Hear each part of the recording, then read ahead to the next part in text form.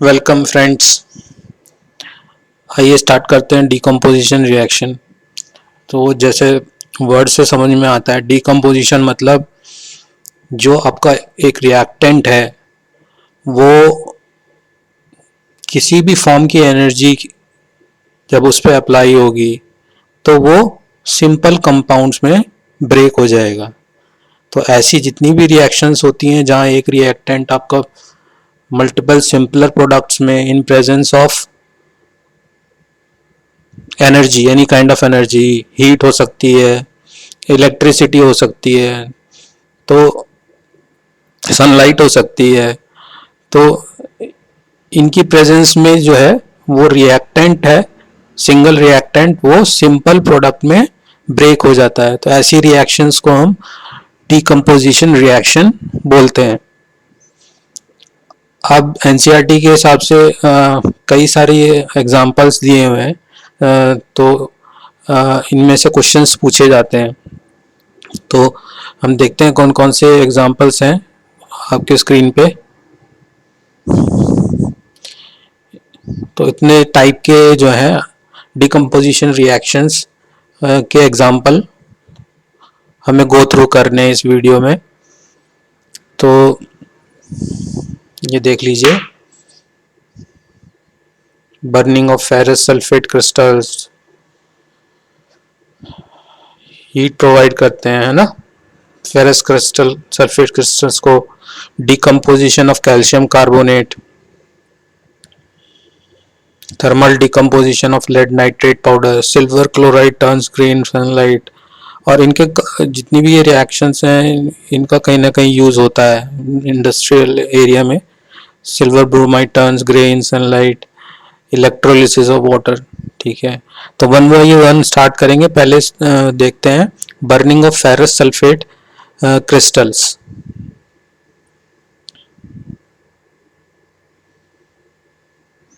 तो जैसा कि हम देख रहे हैं, फेरस सल्फेट क्रिस्टल को जब हम बर्न करते हैं तो आपका फेरिक ऑक्साइड वो क्या होता है, डिकम्पोज हो जाता है किसमें, ferric oxide, sulphur dioxide gas और सल्फर ट्राइऑक्साइड गैस। ठीक है ना। तो फेरस सल्फेट क्रिस्टल जो होता है वाटर लूज कर देता है, ठीक है ना, और जिसकी वजह से क्या होता है, उसका कलर चेंज होता है और उसके बाद वो डिकम्पोज हो जाता है आपका फेरिक ऑक्साइड में, sulphur dioxide and sulphur trioxide में। तो ये रिएक्शन ध्यान में रखनी है आपको, burning of ferrous sulphate crystal. तो यहाँ पे आप ध्यान से देखेंगे तो केवल एक ही रिएक्टेंट है और वो मल्टीपल सिंपलर प्रोडक्ट्स में ब्रेक हो रहा है। तो ये क्या है, डिकम्पोजिशन रिएक्शन है और इसमें हीट हमें प्रोवाइड करानी पड़ रही है। तो ये एंडोथर्मिक रिएक्शन भी है साथ में, एंडोथर्मिक जिसमें कि हीट एब्जॉर्ब होती है। जो नेक्स्ट रिएक्शन का एग्जांपल है डिकम्पोजिशन रिएक्शन का, वो है डिकम्पोजिशन ऑफ कैल्शियम कार्बोनेट। ठीक है ना। तो हमने देखा था कैसे चूने से कैल्शियम कार्बोनेट बनता है, लेकिन अगर हम कैल्शियम कार्बोनेट को डिकम्पोज करें, यानी कि उसको अगर हम दूसरा नाम जो उसका लाइमस्टोन है, कैल्शियम कार्बोनेट को अगर हीट करेंगे तो आपका जो है वापस से क्विक लाइम बन जाता है चूना, कैल्शियम ऑक्साइड, ठीक है ना, और कार्बन डाइऑक्साइड गैस इवॉल्व होती है। और जितनी भी ये रिएक्शंस हैं जहाँ पे कि हम हीट की प्रेजेंस में डिकम्पोज कराते हैं किसी रिएक्टेंट को, तो उनको थर्मल डिकम्पोजिशन रिएक्शंस बोलते हैं। तो नेक्स्ट एग्जांपल जो दिया हुआ है वो है लेड नाइट्रेट पाउडर। तो लेड नाइट्रेट पाउडर का जब हम थर्मल डिकम्पोजिशन करते हैं, उसे हीट करते हैं, तो ब्राउन कलर के फ्यूम्स निकलते हैं, लेड ऑक्साइड, ठीक है ना, नाइट्रोजन डाइऑक्साइड और ऑक्सीजन जो है गैस इसमें इवॉल्व होती है।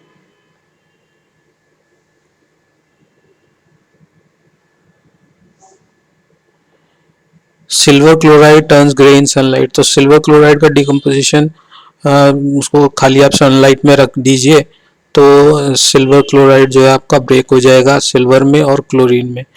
और ये एग्जाम के पॉइंट ऑफ व्यू से लिहाज से काफ़ी इंपॉर्टेंट है, पूछा जाता है एक आध नंबर में, है ना, क्योंकि ये कहाँ पे यूज़ होता है। तो ये जो है ब्लैक एंड वाइट जो फोटोग्राफी होती है वहाँ पे ये रिएक्शन यूज़ होती है। इसी तरह से सिल्वर ब्रोमाइड है, उसको भी अगर हम सनलाइट में एक्सपोज करेंगे तो वो ब्रेक हो जाएगा सिल्वर में और ब्रोमीन गैस में। और ये दोनों ही रिएक्शंस जो है ब्लैक एंड वाइट फोटोग्राफी में इस्तेमाल होती है। अब आगे बढ़ते हैं। ये बेसिकली एक एक्टिविटी है एनसीईआरटी की बुक में, लेकिन इंपॉर्टेंट है, एग्जाम में क्वेश्चन पूछे जाते हैं तो इसको ध्यान से पढ़िएगा।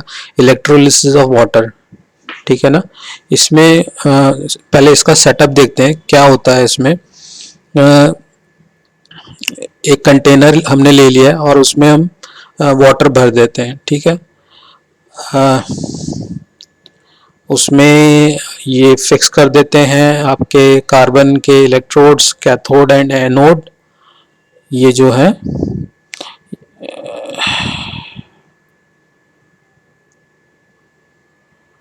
ये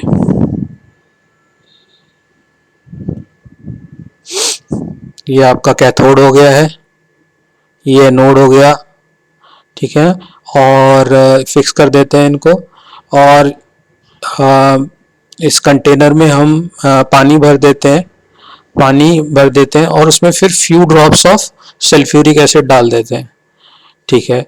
अब टेस्ट ट्यूब लेते हैं, टेस्ट ट्यूब को हम में भी पानी भर देते हैं और उनको इन्वर्ट करके फिक्स कर देते हैं कैथोड और एनोड के ऊपर, और इसमें हम करंट पास करते हैं।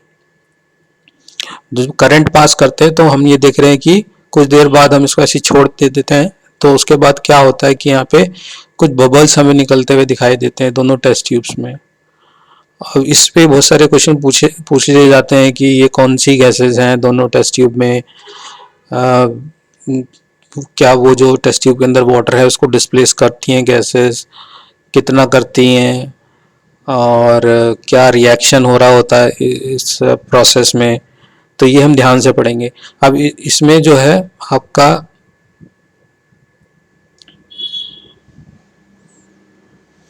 ये बेसिकली जो सल्फ्यूरिक एसिड होता है वो H आयन और एस सल्फेट आयन आपको देता है, ठीक है। वाटर जो है होता है वो हाइड्रोजन और OH आयन देता है, हाइड्रोक्साइड आयन। अब कैथोड पे, क्योंकि हाइड्रोजन आयन पॉजिटिव चार्ज है तो वो कैथोड की तरफ जाएगा, कैथोड पे जाके की तरफ जाता है और वहां से एक इलेक्ट्रॉन गेन करता है और हाइड्रोजन गैस बनाता है कैथोड पे, ठीक है ना। तो और एनोड पे क्या हो रहा होता है, अब पर ये इक्वेशन देखेंगे हम ध्यान से, ये बैलेंस नहीं है, ठीक है ना। हाइड्रोजन आयन गया आपका कैथोड की तरफ, वहां से उसने इलेक्ट्रॉन गेन किया और हाइड्रोजन गैस बनाई, लेकिन बैलेंस नहीं है क्योंकि हाइड्रोजन के यहाँ 2 है, तो हम यहाँ पे भी 2 ले लेंगे और ये भी 2 हो जाएगा। अब ये जो है 2 हाइड्रोजन आयन मिलके जब उधर जाएंगे कैथोड पे 2 इलेक्ट्रॉन गेन करेंगे और हाइड्रोजन गैस बनेगी वहां पे। तो अब एनोड पे क्या होता है, एनोड पे अगर हम देखें कि हमारे सॉल्यूशन में हाइड्रोजन, हाइड्रोक्साइड आयन और सल्फेट आयन थे। अब कौन जाएगा, हाइड्रोक्साइड आयन नेगेटिव चार्ज है, सल्फेट आयन भी नेगेटिव चार्ज है, तो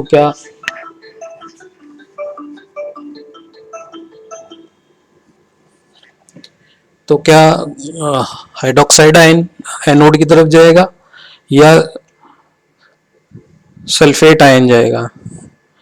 तो क्योंकि हाइड्रोक्साइड आयन जो होते हैं लेस इलेक्ट्रोनेगेटिव होते हैं, यानी कि आसानी से टूट जाते हैं, तो हाइड्रोक्साइड आयन जो है आपका एनोड की तरफ जाता है। अब हाइड्रोक्साइड आयन क्या प्रोड्यूस करता है, जब ये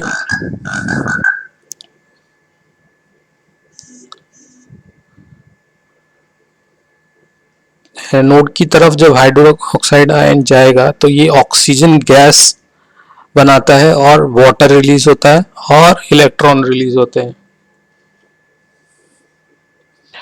अब ये थोड़ी कॉम्प्लेक्स है, रिएक्शन बैलेंस नहीं है, कैसे करेंगे इसको? तो अगर हम देखें जो हमने रूल्स पढ़े हैं कि सबसे ज़्यादा एटम कंपाउंड ये है, इसमें हाइड्रोजन के 2 हैं, और अगर हम इधर भी 2 कर देंगे, इधर 2 करते हैं तो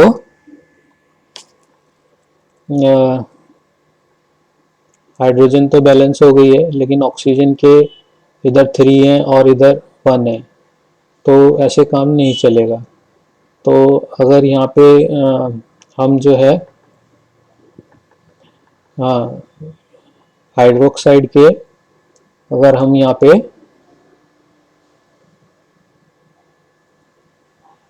कितने लेने पड़ेंगे हमें?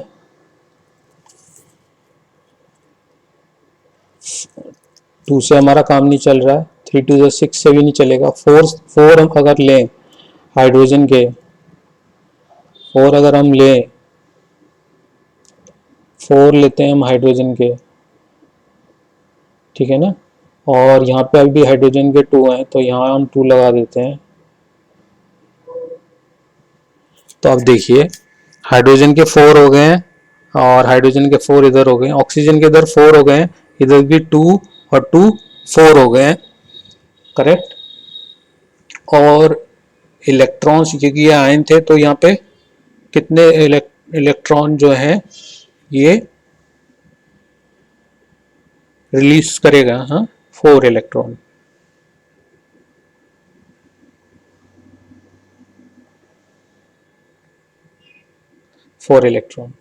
तो ये इक्वेशन बनती है। तो हम देखेंगे कि एनोड पे जो है आपका ऑक्सीजन गैस बन रही है और कैथोड पे जो है हाइड्रोजन गैस बन रही है, ठीक है ना। तो ये एग्जाम के पॉइंट ऑफ व्यू से काफी इंपॉर्टेंट है रिएक्शन। हाफ रिएक्शन भी बोल देते हैं इसको, जो ये है, ठीक है ना। इसकी ऑब्जर्वेशंस के ऊपर भी क्वेश्चन पूछे जाते हैं। आगे बढ़ते हैं, क्या क्या ऑब्जर्वेशंस हम देखते हैं। तो इसमें वही है, वाटर से जब हम इलेक्ट्रिसिटी पास करते हैं तो वो ऑक्सीजन और हाइड्रोजन गैस में कन्वर्ट हो जाता है, डिकम्पोज हो जाता है, और ये देखिए हाइड्रोजन गैस ज़्यादा बनती है ऑक्सीजन की गैस के कंपैरिजन में। और क्योंकि यहाँ पे देखिए ना कि ये देखिए हाइड्रोजन गैस ज़्यादा बन रही है,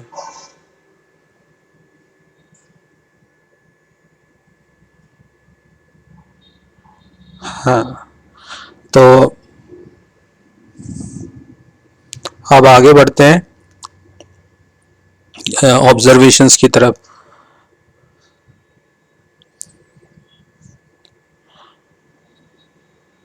तो पहली ऑब्जर्वेशन हम देखते हैं कि जो गैस बबल्स हैं वो बहुत कैथोड और एनोड पे निकल रहे होते हैं, जो करंट पास करते हैं हम वाटर से।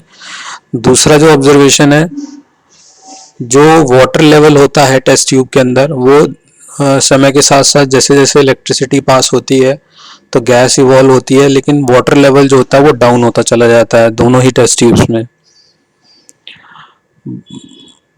अब जब हम बर्निंग कैंडल को कैथोड जो टेस्ट ट्यूब है उसके उसके मुंह के पास लाते हैं, बर्निंग कैंडल को जो कैथोड पे टेस्ट ट्यूब है, तो वो पॉप साउंड के साथ बर्न होती है ना, पॉप साउंड के साथ। तो ये इंडिकेट करता है कि वो जो कैथोड पे है वो हाइड्रोजन गैस है, ठीक है ना। और एनोड पे क्या होता है, जो बर्निंग कैंडल है अगर उसका माउथ उस वाले एनोड वाले टेस्ट ट्यूब के पास ले जाएंगे तो वो ब्राइट फ्लेम के साथ जलती है, उसमें कोई पॉप साउंड नहीं होती है, जो इंडिकेट करती है कि ऑक्सीजन गैस है। और पांचवी ऑब्जर्वेशन है कि hydrogen gas displace double the amount of water as compare to oxygen, क्योंकि जो वाटर में होता है तो हाइड्रोजन के दो एटम्स होते हैं, ऑक्सीजन का एक होता है, तो जब वो डिसोसिएट होता है तो हाइड्रोजन आयंस ज़्यादा बनते हैं। हाइड्रोजन आयन जो होते हैं वो ज़्यादा बनते हैं, तो हाइड्रोजन गैस जो होती है ज़्यादा बनती है और as compare to oxygen gas. तो that's it for this part of the video. Thanks, bye.